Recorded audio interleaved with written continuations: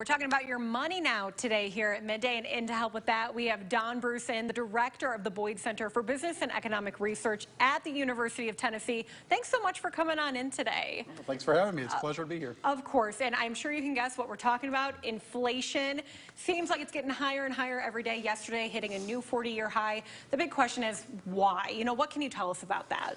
Well, we got to go back to basic economics with this. Okay. Prices come from markets. And inflation, the measure we saw yesterday, 9.1% year-over-year inflation, really is about our price growth over time. And prices come from the interaction of supply and demand.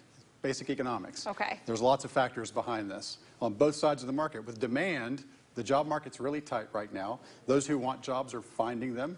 They're getting pay raises. They're getting really nice working conditions. That's more money in the pockets. That goes to the market, drives up prices. We also have issues on the supply side as well. Everybody's been talking about supply chain interruptions, global political issues, interruptions in oil markets. All those things are contributing to this gradual rise in prices that we're seeing. And really, you emphasized this before when we were talking, it's not just one thing, and you really wanted to get that point across. Absolutely, and I think we have to understand the CPI is a measure of lots of prices altogether, lots of markets happening in real time.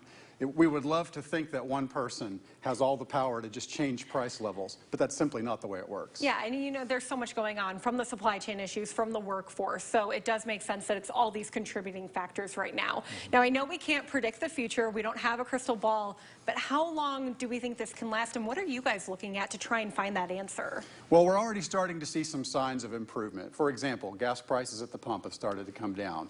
This really, really hot labor market starting to show some signs of softening. Not so much contraction in employment, but the upward pressure on earnings is starting to slow down a little bit. These are all forces behind inflation. We're starting to see things kind of level off a little bit. So we're hopeful that this really high inflationary environment we're in right now won't last a really, really, really long time.